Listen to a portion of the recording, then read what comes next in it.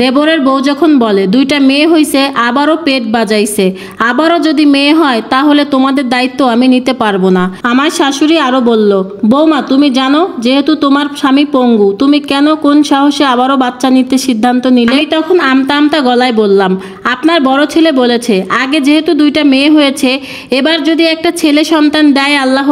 এই কথা শুনে আমার দেবর বলল, আগের দুইটা মেয়ে হয়েছে আবারও যে মেয়ে হবে না এটার গ্যারান্টি কি?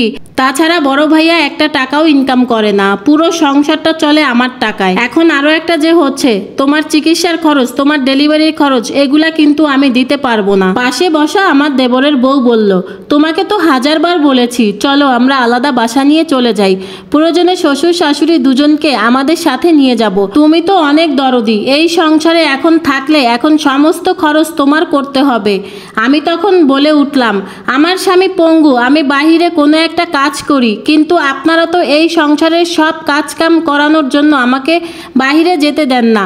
সাথে সাথে আমার শাশুড়ি বলল, যেহেতু আমার ছেলে এই সংসারের সমস্ত খরচ দেয় ও তার বউ কাজ করতে পারবে না, এটাই তো স্বাভাবিক। আর এখন তুমি বাহিরে কাজে গেলে তোমার দুটো মেয়ে দেখাশোনার সাথে তোমার স্বামীর দেখাশোনা এগুলা কে করবে? তখন আমার ছোট যা বলে উঠল, মা আপনি বড় ভাবিকে বলে দিয়েন উনার গর্ভের সন্তানের কোনো দায়িত্ব আমরা নিতে পারবো না।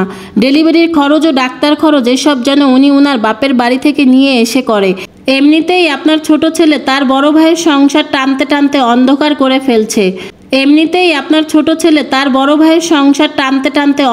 করে ফেলছে। আমি ইচ্ছা করেই ছোট জায়ের মুখের উপরে কথা বলতে পারতাম, কিন্তু তাতে আরো সমস্যা বাড়বে, তাই আমি আর কোনো কথা না বলে নিজের রুমেই চলে গেলাম। আমি চোখ মুছতে মুছতে আমার রুমে চলে গেলাম।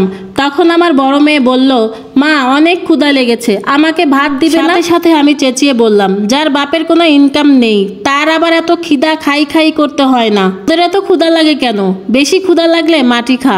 আমার স্বামী আমার এমন ব্যবহার দেখে বলল, কি হয়েছে ইভা, তুমি বাচ্চাদের সাথে এমন ব্যবহার কেন করছো?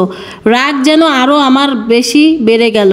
আমি কাঁদতে কাঁদতে বললাম, তোমার ইনকাম নাই 2 টাকারও, এই সংসারে দিতে পারো না, তার জন্য আমাকে প্রতিনিয়ত ওদের কাছে কথা শুনতে হয়। আমি মেয়েদেরকে ভাত খাওয়ানোর জন্য ডাইনিং এ টেবিলে নিয়ে গেলাম, সাথে সাথেই তোমার ছোট ভাই বলল, দুটো মেয়ে থাকা শর্ত কেন আবার আমি বাচ্চা নিতে গেলাম? তুমিই বলো, এই বাচ্চা নেওয়ার বিন্দুমাত্র ইচ্ছা কি আমার ছিল? কিন্তু এখন সব কথাই শুনতে হচ্ছে আমাকে। আমার স্বামী তখন আমাকে সান্ত্বনা দিয়ে বলল, তুমি এসব নিয়ে চিন্তা করো না, আমি বাবার সাথে কথা বলে নিব, তুমি ওদেরকে খাবার দাও। এই কথা বলে আমার স্বামী শ্বশুরের রুমে চলে গেল কথা বলতে। আমার স্বামী বলল, বাবা কথাটা আমি বলতে চাইনি, কিন্তু আজ বলতে বাধ্য হলাম। বাবা, রোড অ্যাক্সিডেন্টে পা যাওয়ার আগে আমি কি এই সংসারের কোনো দায়িত্ব নেইনি? ছোট ভাইয়ের পড়াশোনার খরচ সহ সংসারের সমস্ত খরচ আমি বহন করিনি? তখন আমার শ্বশুর বলল, সবই তো ঠিক আছে, তাহলে কি হয়েছে সেটা বল। আমার স্বামী বলল, আজ নাকি আমার বউ তোমার নাতিদের খাওয়াতে গেলে তোমার ছোট ছেলে আর তোমার ছোট ছেলের বউ সাথে মাও ছিল, আমার বউকে নাকি অনেক কথা শুনিয়েছে। আমার শ্বশুর তখন বলল, বাবারে, অতীতে তুই যাই করিস না কেন, বর্তমানে তুই যখন উপার্জন করতে ব্যর্থ হয়ে গিয়েছিস, আর যেহেতু তোর ছোট ভাইয়ের ইনকামেই সংসারটা চলছে, তাই তোদের ছোট ভাইয়ের কথাই শুনতে হবে। এখন যদি তোর ছোট ভাইয়ের আর ছোট ভাইয়ের বউ আলাদা হয়ে যায় তাহলে তুই কিভাবে চলবি? তার উপরে আবার আরেকটা ভুল করছি সন্তান নিয়ে। আমার স্বামী বলল, আমার বউ বাচ্চাকে সারাক্ষণই কথা শোনাবে, এটাই বা আমি কি করে সহ্য করব? আমার স্বামী বলল, ঠিক আছে বাবা, এটাই যদি তোমাদের সিদ্ধান্ত হয় তাহলে আমার সিদ্ধান্তটাও তোমরা শুনে রাখো। আমি কালই আমার বউকে নিয়ে যেদিকে 2 চোখ যায় সেদিকেই চলে যাব। এই কথা বলে আমার স্বামী চলে আসলো। তখন আমি আমার বাচ্চাদেরকে রুমে বসে খাবার খাওয়াচ্ছিলাম। আমি বললাম, তাহলে এখন কি সিদ্ধান্ত নিয়েছো? আমার স্বামী বলল, আমি কাল সকালেই এ বাড়ি থেকে চলে যাব। আমি বললাম, কোথায় যাবে? আমার স্বামী বলল, দেখো ইভা, আল্লাহর উপর আমার ভরসা আছে, রিজিকের মালিক আল্লাহ। এই সংসারে উঠতে বসতে কথা শোনার চাইতে আমরা দুজন আলাদা বাসা নিয়ে থাকবো। আমি তখন বললাম, কিন্তু সংসার চলবে কিভাবে? আমার স্বামী বলল, এখন ব্যাটারি চালানো রিক্সা বের হয়েছে, আমার মতো পঙ্গু অনেক মানুষই আছে, এখনও অনেক লোক আছে যারা কিনা রিক্সা চালিয়ে সংসার চালাচ্ছে। আশা করি আল্লাহ তাআলা একটা ব্যবস্থা করে দিবেন। পরের দিন সকালবেলায় আমরা যখন চলে যাচ্ছিলাম তখন দেখলাম ডাইনিং রুমে সবাই মিলে বসে আছে। সাথে সাথে আমার শাশুড়ি বলল, 2 দিন পরে দেখবি উপবাস থাকতে থাকতে সহ্য করতে না পেরে আবারও এখানে চলে আসবে। তখন আমার শাশুড়ি মায়ের সাথে তাল মিলিয়ে আমার ছোট দেবরও বলল, এবার ফিরে আসলে কিন্তু আমি আর তাদের দায়িত্ব নিতে পারবো না। আর আমি দুই কথা বললেই আমার কথা সহ্য করতে পারে না, আমি কি ঠেকায় পড়েছি?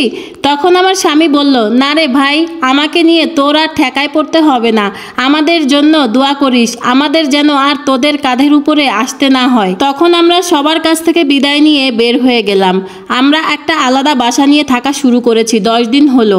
আমার বাচ্চা দুটোকে বাবার বাড়িতে রেখে এসেছি। আমার স্বামী সকালবেলা ব্যাটারি চালিত রিক্সা চালাতে বের হয়ে যায়, তখন আমিও আমার স্বামীর সাথে সাথে বের হতে যাচ্ছি। তখন আমার স্বামী বের হওয়ার আগেই স্বামী বলল, তুমি কোথায় যাবে? আমি বললাম, তোমার একার সংসার চালাতে অনেক কষ্ট হবে, তাই আমি সিদ্ধান্ত নিয়েছি আমি একটা টিউশনি করব। আমার স্বামী বলল, তুমি এই অবস্থায় টিউশনি করাবে? তোমাকে টিউশনি কে দিবে? আমি বললাম, এই নিয়ে তোমাকে টেনশন করতে হবে না। গতকাল রাতে আমি আমার বান্ধবীকে একটা কল দিয়েছিলাম, ওর ছোট বোন নাকি এবার এইচএসসি পরীক্ষা দিবে, ওর বোনকে পড়াতে বলেছে। আমার স্বামী বলল, তুমি কি পারবে এই অবস্থায় প্রতিদিন গিয়ে টিউশনি করাতে? আমি এই পেট নিয়ে চলাফেরা করতে পারবো, অন্তত এই 2 মাস টিউশনি করে তাতে তোমার যদি একটু উপকারে হয়। আমার কথা শুনে আমার স্বামীর চোখে পানি চলে আসলো। সে কাঁদো কাঁদো গলায় বলল, আমার সাথে সাথে আমি তোমার জীবনটাকেও শেষ করে দিয়েছি। আমি তার চোখের পানি মুছে দিয়ে বললাম, ভাগ্যের উপর কারো হাত নেই, আল্লাহ যা ভালো মনে করেছেন তাই করেছেন। এখন চলো, তোমাকে আমি রিকশায় বসিয়ে দিয়ে আমি আমার বান্ধবীর বাসায় যাব। তারপরে আমরা দুজনে বের হয়ে গেলাম। এভাবেই কেটে গেল আরও 2টা মাস। এরই মধ্যে আমার ছোট দেবরের বউ নাকি গর্ভধারণ করেছেন। এরপরে নাকি আমার শ্বশুর শাশুড়িকে ঘর থেকে বেরিয়ে যেতে বললেন ছোট দেবরের বউ। শেষ পর্যন্ত নিরুপায় হয়ে শ্বশুর শাশুড়ি ঘর থেকে বেরিয়ে গেল। বর্তমানে আমি হসপিটালে। আল্লাহর রহমতে আমাদের গতকালকে রাত্রে একটা পুত্র সন্তান হয়েছে। এমন সময় দেখতে পারলাম আমার শ্বশুর শাশুড়ি হসপিটালে এসে ওনাদেরকে দেখে আমার স্বামী বলল, বাবা মা তোমরা এসেছো, অনেক খুশি হয়েছি, এই দেখো আমার একটা ছেলে হয়েছে। তখন আমার শাশুড়ি কাঁদতে কাঁদতে বললেন বাবারে, আমাকে আর তোর বাবাকে তোর ছোট ভাই ঘর থেকে বের করে দিয়েছে, ওর বউ নাকি গর্ভবতী, তাই সে নাকি আমাদের জন্য রান্নাবান্না করতে পারবে না। আমি নিরুপায় হয়ে তোদের খবর নিতে নিতে এখানে চলে আসলাম। আমি তখন আমার শাশুড়ির উদ্দেশ্যে বললাম, মা আপনাদের আর ওই ঘরে যেতে হবে না, আল্লাহর রহমতে আপনার ছেলে অটো চালিয়ে ভালোই টাকা ইনকাম করে, আমিও কয়েকটি টিউশনি করি, আপনারা এখন আমার 2 মেয়ে আর ছেলেকে নিয়ে খেলাধুলা করবেন। খুশিতে আমার শাশুড়ি তখন আমাকে জড়িয়ে ধরলেন।